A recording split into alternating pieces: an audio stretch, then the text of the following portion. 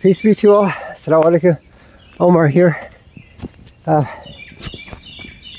It's a beautiful Saturday today.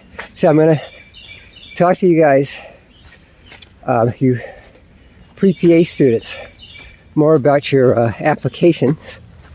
I've been getting requests. Oh, but first, if you don't know me, I am a physician assistant, now called physician associate. I also have a doctorate in health education, and I'm a moderately fit, middle-aged endurance athlete. Hence, the workouts during my videos. Totally unscripted and unedited. I'm also a family man, which is my most favorite title. So, I will talk to you guys who are applying to PA school, turning your CASPA, doing your forms on the CASPA website about recommendations, because I've been getting requests for letters of recommendations. Now, I will say this for pre-PA students, it's very difficult for you guys. Not so much you nursing students, you pre-nursing students, and you pre-med students, because there's far more doctors and nurses than there are PAs. There's only about, I think, 165,000 licensed working PAs in the country, in the US. It's not a lot, and many of them are not allowed to have patients shadow them.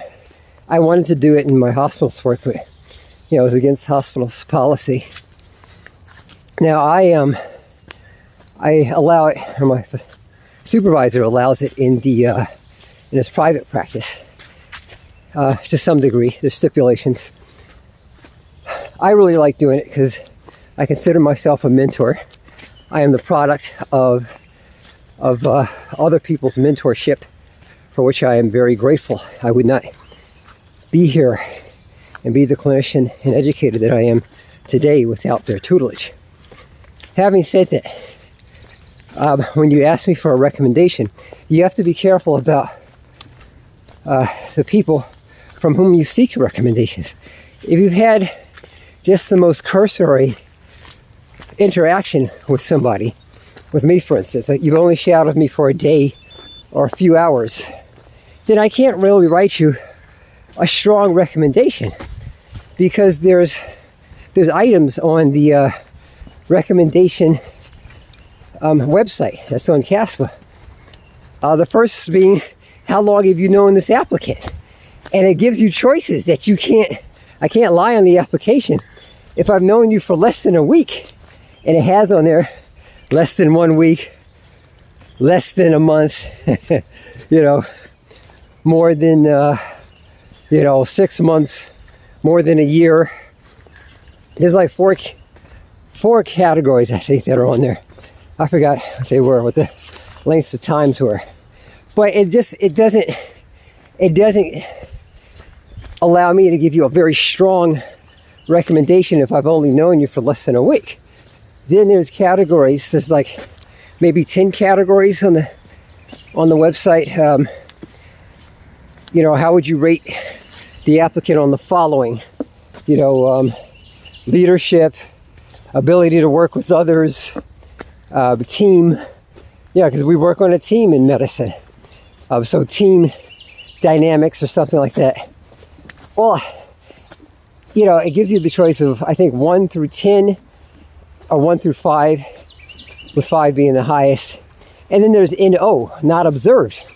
Well, if for 5 of the 10 items I gotta put not observed because I've never seen your writing ability. I ask to see people's personal statements so I can kind of judge their writing ability. But again, if you've only shadowed me for a day or less than a day, I gotta put a bunch of NOs on your application. And then on the recommendation form, it says, based on your knowledge of the following, do you recommend this student, highly recommend with a reservation, or don't recommend? And I have to be honest. So I'll tell students, like, if I don't recommend them. I had a student many years ago asked me for a recommendation. I said, listen, based on your performance, you have a lot of work to do. I can't give you my recommendation in good consciousness. I'm sorry. She was upset, but I was comfortable with that, because in order to give a recommendation, and a good, strong recommendation at that, it takes integrity. You have to believe that this student is going to do well in a program as rigorous as a physician assistant program. It's a graduate degree level program. You get a master's degree when you come out.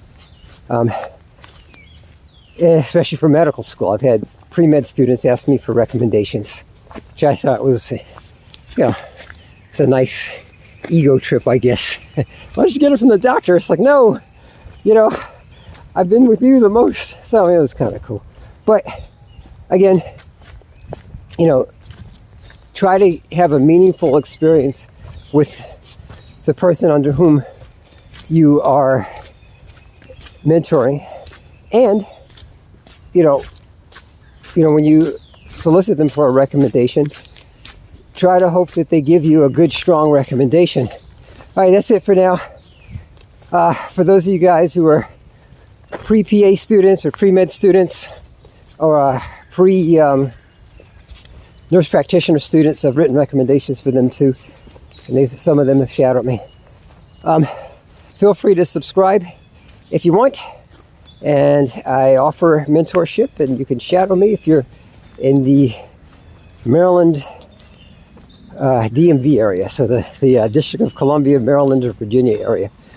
Okay, I wish you guys the best of success in your positive endeavors. Take care. Peace.